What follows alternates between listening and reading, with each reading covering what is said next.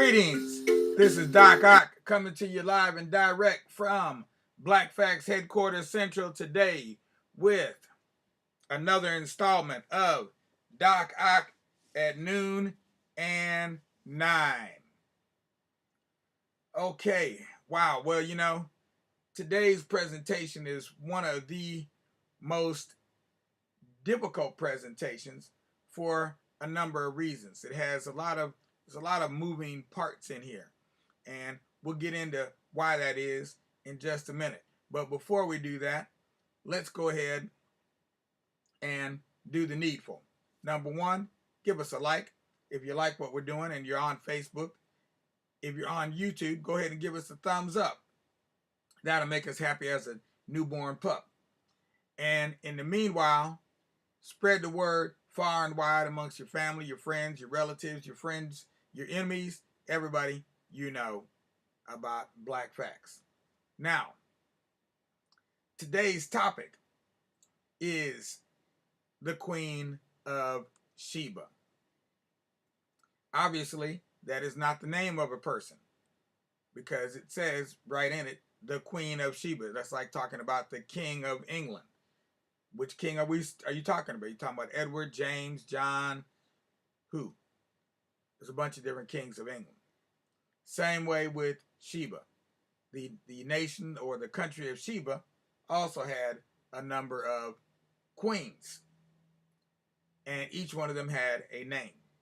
Now, I have not been able to nail down at this particular juncture exactly what the name of this queen is that we're talking about. I have some ideas, but I can't quite verify them, and that is the problem. So we're going to not worry about that. We're not going to worry about that. We know that there were queens of Sheba. We know that a queen did go to Jerusalem to meet with Solomon. Why is that? Well, it's been said that is because he was known to be the one of the world's wisest men. And of course, people always like to consult a wise guy. A wise man. Yeah, not a wise guy. That's different. Okay. So so she went there to meet with him, and when she went, she took some things with her. She took gifts and presents. And for those of you who are on our Black Facts YouTube channel, you can see some of the imagery that we'll be projecting up on the screen while we talk about the Queen of Sheba and her meeting with Solomon, one of the wisest men in the land. And so I'll just roll through the slides. Don't worry, I'm not going to worry about the order of the slides too much. Now, the part of the reason that this story is problematic, maybe the main reason this story is so problematic, is because of white supremacy. Okay? Now, some people don't like talking about white supremacy because they say, oh, well, white folks are not supreme, so why should we be talking about white supremacy? That may be true. However, some people think they are. And as a man thinketh, so shall he be. So, therefore, when you think you're something, sometimes that actually can follow in reality or almost in reality. Or at least you can give so many people the impression that you are something that it almost becomes a reality. It either becomes a reality or it almost becomes a reality. And so this thing called white supremacy is real. And the story of the Queen of Sheba and Solomon is in part a love story.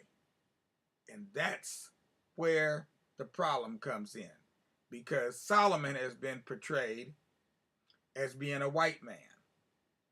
And therefore, and the Queen of Sheba, knowing that she comes from Ethiopia, the land of black people, going to visit him and having sexual relations with the man, That becomes a problem. How do you solve the problem? You either have to wash the Ethiopians white, or you have to figure out some other kind of way of skirting the issue, literally putting a skirt on the issue. So the movies, as we talked about yesterday, have portrayed the Queen of Sheba as a straight white woman, and they just washed all the Ethiopians white, as if there were no black folks that lived there, and or that if there were any black people that lived there, those black people were merely servants. Okay. In fact, the picture I'm showing right now is a picture of Saint Mercurius, if as best I can tell, and Saint Mercurius has been portrayed in Wikipedia as being a picture of the Queen of Sheba because he's wearing a long, looks like a dress. Well, that's what men wore back in the day. So there's a lot of confusion, a lot of things that need to be clarified. So what I'm going to do is I'm going to go ahead. Oops, I almost forgot. I did forget to do my proverb today. Let me do the proverb, and then we're going to go into a song or a poem. Okay, we're going to do a song or a poem today as well. I haven't been doing poems for a while because I was trying to do a little bit more, make a little more progress in terms of what we were reading. So I dropped the poems temporarily, but I'm going to bring one back today. All right, so here we go. Poem for today from Ethiopia. As a matter of fact, a close friend can become a close enemy. And see, I've been using the opposite of that. A distant enemy can become a close friend. I had turned that one around. But they have here, a close enemy can become, a close friend can become a close enemy. So the poem or song I want to read today is straight out of your Bible. You can go into, I believe it's in Psalms, the Song of Solomon. The Song of Songs, which is Solomon's. Let him kiss me with the kisses of his mouth, for thy love is better than wine. Because of the savor of thy good ointments, thy name is as ointment poured forth. Therefore do the virgins love thee. Oh yeah, it gets really hot and heavy up in here. Draw me, we will run after thee. The king hath brought me into his chambers. We will be glad and rejoice in thee. We will remember thy love more than wine. The upright love thee. I am black, but comely. O ye daughters of Jerusalem, as the tents of Kedar, as the curtains of Solomon. Look not upon me because I am black, because the sun hath looked upon me. My mother's children were angry with me. They made me the keeper of the vineyards, but mine own vineyard have I not kept. Tell me, O thou whom my soul loveth, where thou feedest, where thou makest thy flock to rest at noon. For why should I be as one that turneth aside by the flocks of thy companions? If thou know not, O thou fairest among women, go thy way forth by the footsteps of the flock, and feed thy kids beside the shepherd's tent. I have compared thee, O my love, to a company of horses in Pharaoh's chariots. Thy cheeks are comely, with rows of jewels, thy neck with chains of gold. We will make thee borders of gold with studs of silver. While the king sitteth at his table, my spikenard sendeth forth the smell thereof. A bundle of myrrh is my well-beloved unto me.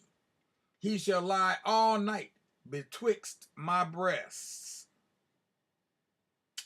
My beloved is unto me as a cluster of campfire in the vineyards of Engedi. Behold, thou art fair, my love. Behold, thou art fair. Thou hast dove's eyes. Behold, thou art fair, my beloved, yea, pleasant. Also, our bed is green. The beams of our house are cedar, and our rafters of fir.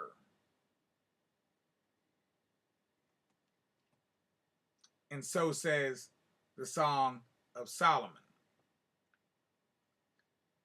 Now, for today, I'm going to let that suffice as food for thought. We talked yesterday about who is the Queen of Sheba, and to some extent, we had to talk about who is Solomon as well. But this problem of what they call miscegenation is a problem for the white supremacists, because they can't quite figure out how to explain a black woman having sexual relations with a white man. That they cannot explain how that could be, and how it could be prominent in their most holy book, the Bible. Because clearly, the Song of Solomon says that Sheba is black. Now, I don't know any other way to interpret that. How else do you interpret that? Does that mean she has a dark heart? Is she a black heart woman? I mean, how else can you interpret that to change her? You know, they say an Ethiopian can't change a leopard can't change his spots, and an Ethiopian can't change his color. However, they seem to have brought the lie to that little particular trope by actually changing the color of Sheba from black to white. The closest they've got to the truth is that I think probably the most recent version of the Queen of Sheba that came out in the movies with starring Halle Berry. I didn't even know that had come out. I just discovered that the other day when I was going back doing background research to put this piece together. And I kept looking at these images, and I thought it was Lena Horne at first that was playing the role, but then I realized it was actually Halle Berry. That's the closest they've got to reality. But even then, they still haven't quite hit the mark. So we're going to leave you with the thought. Go back to your Bible. Look in your concordance.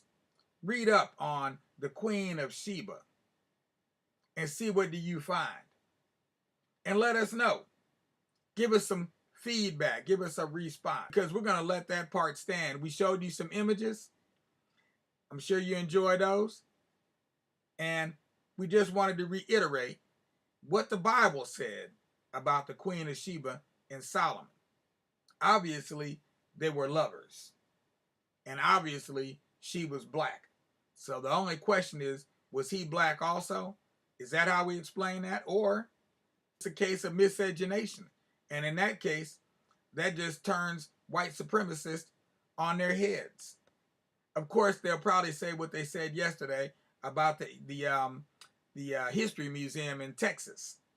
They got a state museum of history in Texas, and they invited the author there to talk about his new book that he put out on the Alamo, and how the Alamo was the story of the Alamo was directly related to slavery and the maintenance of slavery as an institution in the United States of America.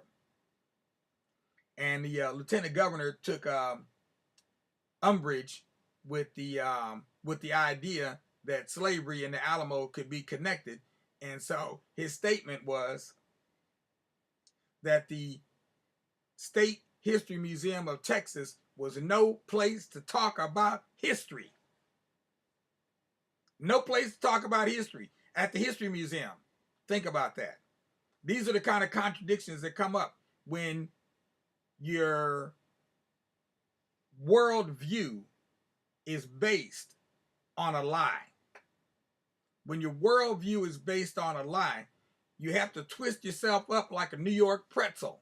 Them big fat ones you get on the street in New York, you got to twist yourself all up in knots in order to make sense of the world.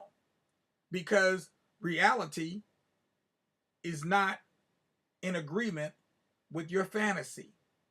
So I'm going to leave it at that for today. And we'll be back tomorrow with more on the story of the Queen of Sheba and her adventures in Jerusalem, as well as the other side of the story, because there's more to the story than just her going to Jerusalem. That's only the beginning of the story. So, enough said. We hope that you all are having a good day, and make sure before you leave to give us a like if you're watching this on Facebook. If you're on the tube, make sure to subscribe to the Tubular Black Facts channel. That's our channel. We appear there twice every day. This is Doc Ock at noon and 9, signing off. We'll be black tonight at 9 p.m. EST. Look for us then when we continue to read from the book Abraham Anabal and the Raiders of the Sands. Very good book on one of Ethiopia's, well, it's one of Russia's greatest heroes, but one of Ethiopia's own, one of Ethiopia's children, because Abraham Hannibal was kidnapped from Ethiopia and taken to Russia. But in Russia, he was able to become much more than most slaves here in the United States. In other words, he was able to become a general of an army and then some. And we'll read more about him tonight. So look for that at 9 p.m. EST. In the meantime, peace with justice, because anything less disgusts us. We love being discussed, but we don't like being disgusted. And let me wave as I go out to Nia Love. I see you over there, Nia. Peace out without a doubt as we go into our extra.